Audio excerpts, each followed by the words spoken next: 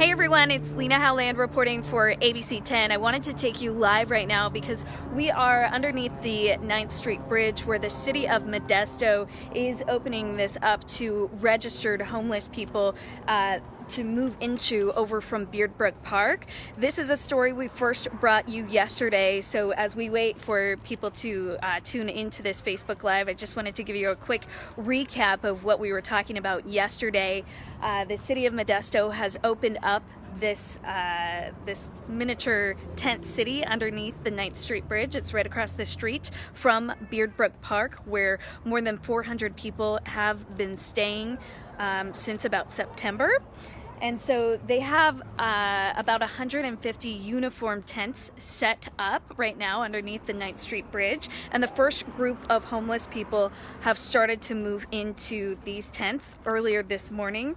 It is quite the process and it's going to take some time. They do have some people from their downtown street team helping them get set up and get moved over here. I saw a few wheelbarrows full of items and suitcases and belongings that were being towed in here as I was pulling into the parking lot here. So we got quite a bit of engagement and quite a bit of responses to that story that we posted yesterday and a few of the videos and the photos that I posted on my Facebook page at Lena Howland. And so I wanted to take a few minutes to answer a few of your questions because they are important. I want to make sure that everybody is on the same page about this story. So I wanted to bring along the spokesman for the city of Modesto. This is Thomas Reeves. Thomas, say hello to everybody. Afternoon. And so Thomas has been kind of guiding us through this story and how this process is going to work. So I wanted to pull Thomas aside from his very busy schedule to answer a few of your questions. So one of the first questions we wanted to touch on was how many tents are there here and how is this process going to work? So right now we have about 120 tents that have been set up, and that's for the first wave of homeless individuals that will make their way over to Beardbrook Park. And these are mainly folks who have pre-registered. We will have more tents erected as we progress in days and as more people register to move over to this park. In total, around 300 that will be prepared over the next couple of days. Perfect. And then one of the other questions we got, it's a pretty simple question, but a good hygiene question is, are there restrooms and hand washing stations? Yes, we absolutely have restrooms here. Of course, they are porta potties, and we have hand washing stations that are available here as well. They're set up throughout the park here, and we will have the ability to welcome even the mobile shower units that nonprofits function, and they will be stationed here as well over the course of our time here at the park. Perfect. And I'm going to flip the camera around just to show you what he was talking about. These are just two of the porta potties and one of the hand washing stations. You can see they have several of those set up down the line and over here on this side set up ready for people to use. There's also a set of lighting, or several sets of these lighting equipment. Those are new from Beardbrook Park. They didn't have any lighting systems over there, so this is a new addition so that they'll be able to see what's going on. I'm going to flip the camera back around to bring us back to some of our questions. One of the big questions that we received on our Facebook page was, what about the resources for these people to get into some of the City of Modesto's programs, or just kind of answering the question of, well, what's next for these people who are down on their luck and they have nowhere else to go and they're staying in these tents. Now they're registered, you have their information, you know if they're bringing any families or if they have any pets and what they might need. So talk to me a little bit about what's next for them. Yeah, really, that's one of the most important things about having this set up. It's not enough for us simply to offer a park with these tents set up for the individuals. The fact is, if we've got roughly 400 homeless people all in one place, the critical thing is connecting them now to those services. And so we will have various services from the county and from our nonprofit and from our even private company partners here to ensure that they have more than just a place to sleep at night. And so we're connecting them with jobs. We are connecting them to the Downtown Streets team, which is a brand new program that just launched here at the city. And so we're connecting them with job, we're connecting them with the services that they need to really break that cycle. And that's the most important part about this whole process, is not just offering a bed on a temporary situation, but on breaking the cycle of homelessness. And so we will have mental health here. We will have other services here that are really aimed at making sure that they can progress in their life. Sure, absolutely. And now that we have a few more people watching, one of the other questions that I saw on Facebook and Twitter last night, people want to see inside these tents. They want to see what they look like. It is just a basic tent, and I'm told it doesn't come with anything on the inside. It doesn't come with a cot or a sleeping bag. Those are things that people are being asked to provide on their own. So I wanted to take a second with you, Thomas, just to take a peek inside to show us what it looks like when somebody arrives here and what they're basically going to be getting here. Well, I think one of the most important things is to remember that these are all the same plot sizes, so everyone gets the same space. They all get the same uniform tent. They're all the same size, the same color. So so what you bring with you is what you should be able to fit in this plot of land. And so, of course, we've got the windows on all four sides that you can open up, and there's mesh there. And this is more of like an easy up or a pop-up tent instead of your normal camping tent. And so we can look through that real quick here. And again, there's this, the meshing here inside, so 2 layers. Wow. Okay, I'm going to take a peek inside. Thank you, Thomas, for letting us in. This is actually pretty spacious. You can see both Thomas and I, we can both stand up inside and walk around. Tall guys, so Thomas it works pretty well. Shockingly tall compared to me, and we can both stand up. There's plenty of space. My head isn't even close to where the top of this is.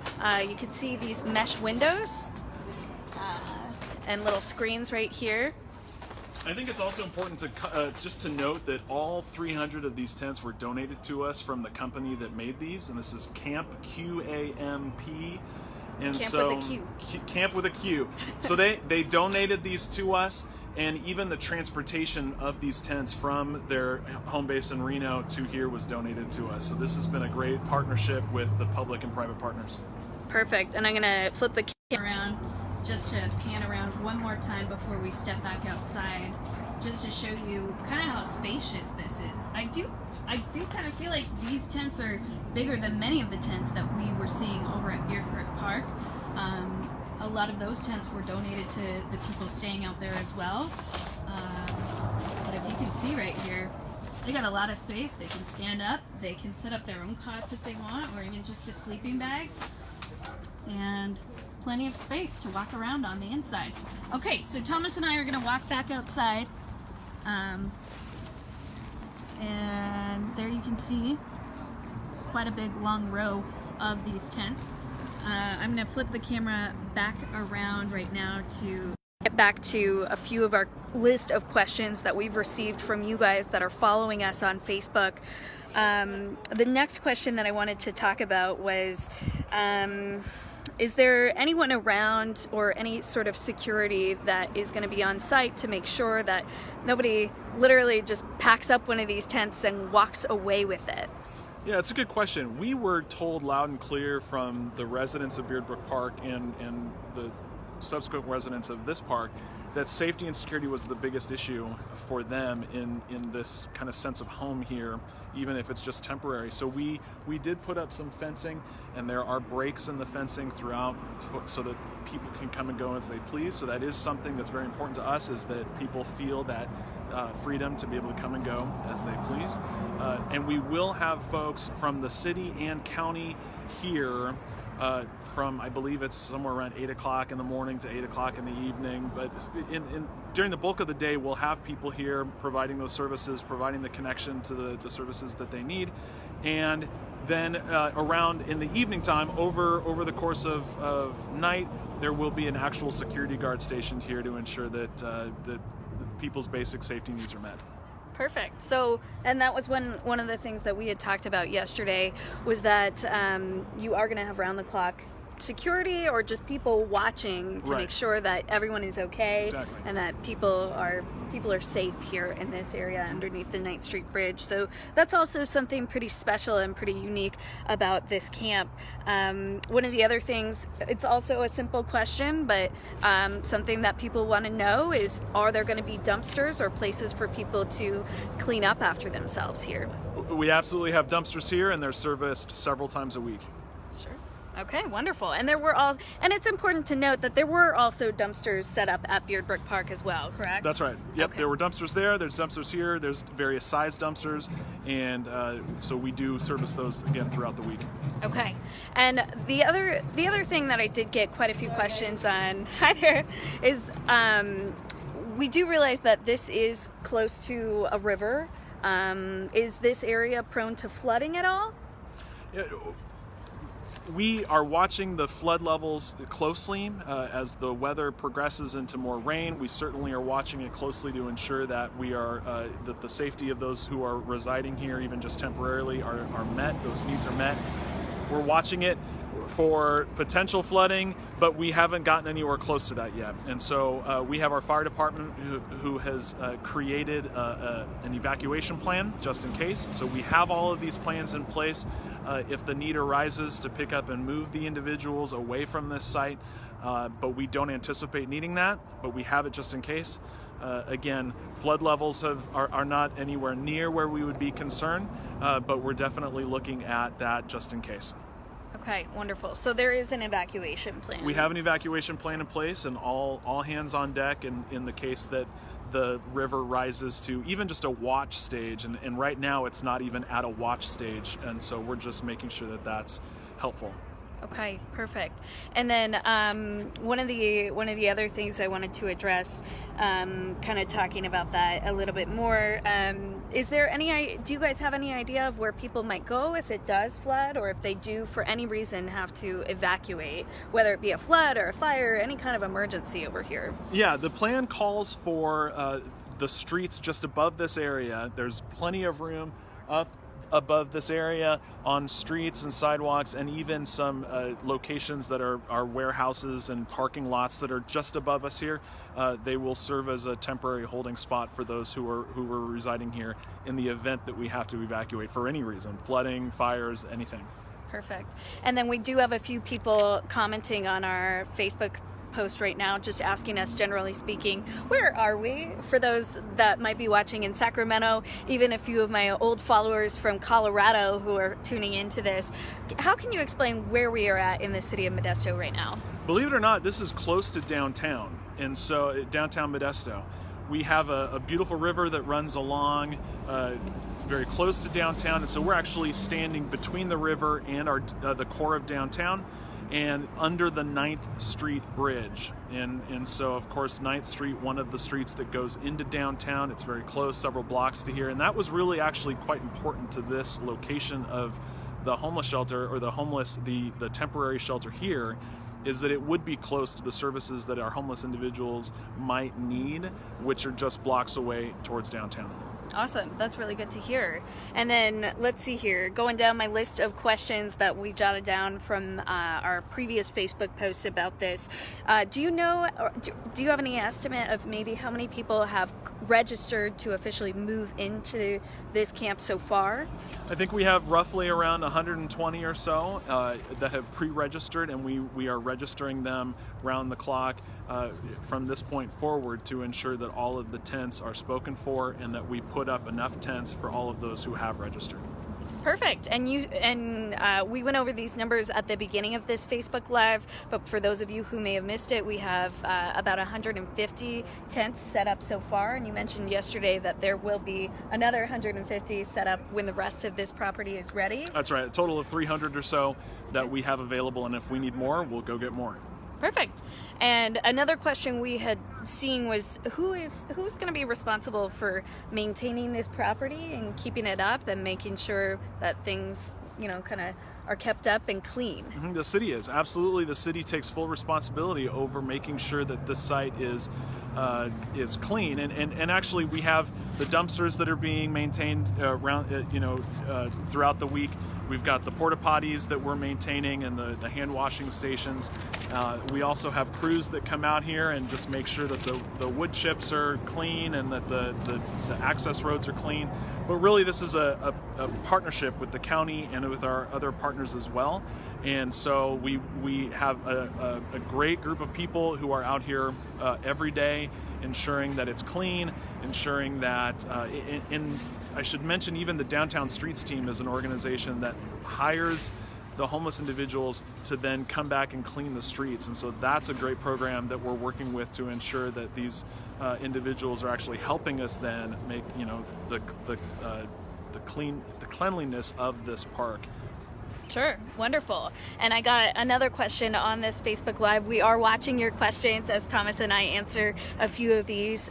Somebody asked us again if these tents come with any kind of amenities on the inside, or are they just empty tents? Yeah, no amenities on the inside. They are empty tents. We realize that a lot of our homeless individuals are bringing a lot of stuff with them, and so we wanted to make sure that we didn't put anything inside that would limit the space then that they have.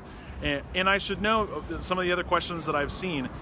The only taxpayer dollars that we're spending on this is just maintaining the cleanliness of this area that we just addressed. So maintaining the bathrooms, maintaining the dumpsters, and these are things that are for the benefit of the entire community. Because if we did not maintain these things, then we could see the garbage or others in other areas of downtown. And I should note that since opening Beardbrook Park and this park here, our calls for service throughout the entire city have gone down. And so it's important to realize that with a large group of homeless individuals that are stationed here, our calls for service are going down in other areas, and we're seeing a decrease in some of those crimes, especially in the downtown core. And so we have gotten, again, these tents were donated. The wood chips that we're standing on was donated, and so a lot of the improvements now that are being made to this park area, even with some of the access roads, is by community partners, for-profit business partners that have donated money to this effort. Wow. To make the improvements around here. Wow, that's a big deal about the calls for safety. I was not aware of that, so I'm glad that you brought that up, Thomas. One of the other things that Thomas and I chatted about yesterday, if you guys missed our story on ABC 10 at 5 and 6, Thomas and I talked about a new sense of security that homeless people might feel when they move here, with both fencing, that round-the-clock security, and some of this lighting. So I wanted to touch on that real quick with you on why they might be feeling this new sense of security when they move over to the 9th Street Bridge compared to Beardbrook Park. Yeah, we absolutely did not put the fences up without the input from the homeless community telling us that they want this for that sense of security. And so what we've heard loud and clear from the homeless individuals is that they're worried about their belongings. And remember, this is all that they have, walking away and being stolen. And so what we've heard is that they want the sense of security with the fencing, so that those who do call this home are not threatened by maybe the things that are outside of this fence. And so it's important to remember there is no check-in, check-out process with the fence. Even though it is fenced, there are access points throughout. So you can come in and go as you please. And then again, with the overnight security that's located here, and with the outreach and engagement team from the county that are here during the day to provide that sense of security. Awesome. Okay.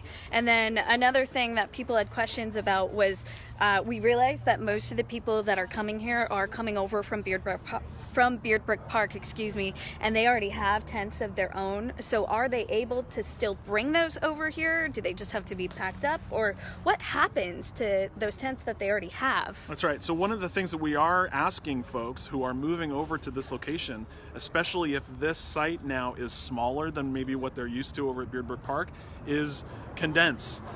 Look at what you have. And this is part of the process of working with our individuals, with the service providers that we have here, is really just educating them on what they really need.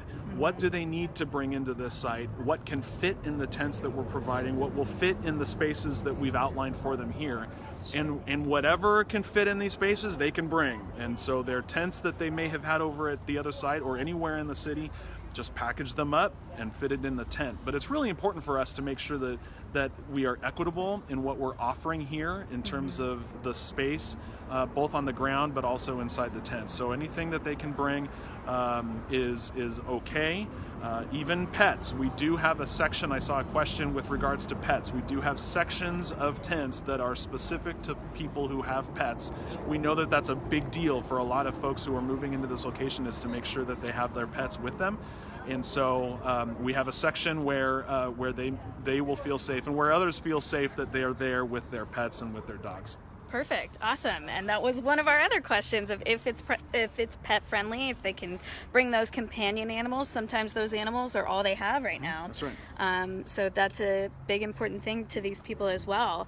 Another question we saw on Facebook yesterday was, is there food being provided, and is there a safe, clean place for them to eat food here? Yeah, throughout this park you'll see a couple of sections for third-party or outside providers coming in and providing those services to folks. So the city or the county won't be able to provide food, but we are offering a space for them to come in. And as I've seen online, there's even calendars available on certain Facebook pages where people can sign up to bring food. Sure. And so we're encouraging that, and we offer that space here. There's even a tented space for people to bring in that food, and we have places for folks to bring donations. We're of course encouraging donations through United Way and through the Downtown Streets team, so that we can make sure that the donations are adequately addressed. They're cataloged and then they're distributed as necessary. Sure. It's best to go through those type of organizations that are again organized, instead of just showing up with a trunk load of stuff that we may not be able to adequately direct to the right people. Absolutely. And then just to flip the camera around, I know we have quite a few people watching this Facebook Live. To flip it around, again, we are out here underneath the 9th Street Bridge. This is a group of the tents and porta potties and a hand washing station as well. Those are stationed around this entire homeless park. You can see them set up right now. Today, people are starting to move in. They do have to be registered with the city in order to move in. So that process is just kicking off today with getting people moved in. One of the other questions we had from people is, how do people know which tent is theirs? I see that I didn't see these yesterday, so I'm sorry I'm asking this question a day late, but how do people know? Yeah, these are brand new. We just put these in this morning, and really this is just identifiers for people who have pre-registered. Mm-hmm. So, and again, the pre-registration is nothing official. We're not asking for social security numbers and all that kind of stuff. We're just asking for their name and what services they may need, and then identifying a certain number of a tent that will be established for them. And that way too, if there's an emergency that comes up, we can just ensure that we have everyone, that if there's a medical emergency, we can point the medical personnel in the right place. Okay, so they know exactly, okay, yep, we have a problem over in tent number 8. That's right. That's where, we need medical help or whatever's going on.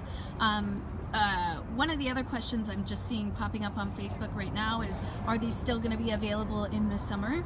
Yeah, good question. We will be here for a limited amount of time, because we have committed to the Tuolumne River Regional Park folks, the team that really helps the city and county with this beautiful park area, that we will be restored back to the park-like setting by December. And so that means that this location is still only temporary. We will work to restore this area by December and be completely out. And what that means is that we feel an urgent need while folks are here to ensure that we have the next phase for our homeless individuals. And really what that means is making sure that there is a brick and mortar, more permanent solution for the homeless individuals. We realize this is just a temporary situation. And although we may go into the summer, and hopefully the bridge offers a bit of reprieve from the sun, there will be some shade that will be provided there. But the reality is this is still only temporary. We are working round the clock every day to ensure that we have that next phase available, which has to be a brick and mortar, more permanent solution with more permanent beds for those who are experiencing homelessness. But of course, even while we're doing all of that, really the goal is, again, to break the cycle of homelessness altogether. And so for someone who's experiencing homelessness either here at the park or at Salvation Army, we're working on creating a connection between them and whatever housing option will be more permanent for them. Sure, wonderful.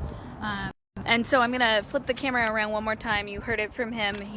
The goal here is to eventually break the cycle of homelessness here in the city of Modesto. We're seeing a lot of positive responses about this story from people watching all over the state of California, even some of my friends here in Colorado that are also watching this story. People even over in Stockton, we realize Stockton also has a problem with homelessness, as well as cities across our country. So do you think that this could be a model for other cities across the country to maybe eventually follow in your footsteps?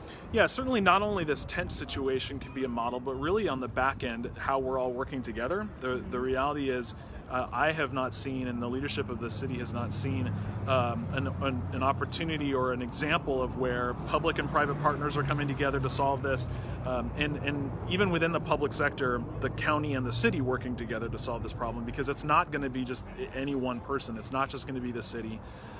We realize that it's an emergency situation, and so, as I said, we're meeting every single day with our county and our nonprofit partners and our for-profit partners to find a fix.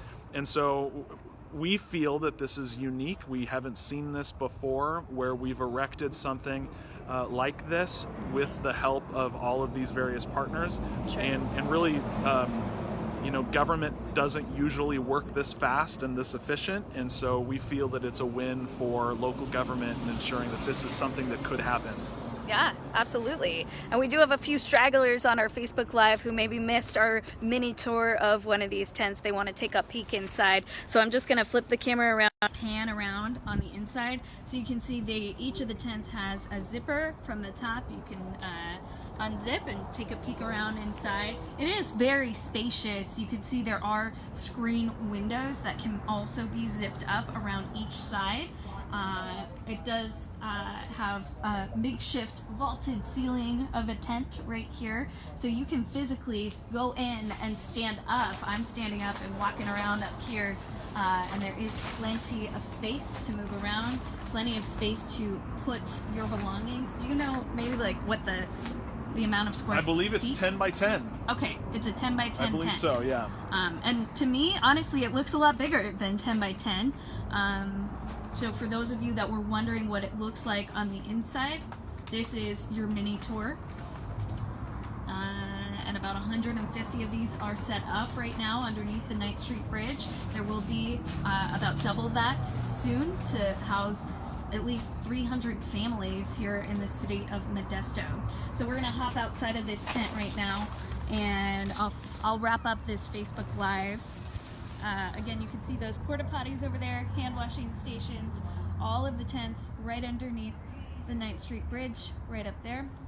I'm gonna flip the camera around so and let Thomas get back to his day job of helping to answer questions about the city of Modesto and helping this process move along pretty smoothly. Thomas, are there any last remarks or any last reminders that you wanted to let people know about regarding this project? I think I would just reiterate the fact that your city council, for here in the city of Modesto, your leadership here, and really the residents all around express how important this is for the city. We realize that there's always more that we could be doing to help, and this is an emergency for us. We feel passionate about making sure that there is a bed for these individuals to sleep on, but we're welcome to suggestions. We're open to suggestions, and so we hope that you will get in touch with the city. If you've got suggestions or you've seen other things that work elsewhere, this is something that we think could work, and so we're trying something. And so that's where where we feel like we're getting out ahead and really working on this issue head on.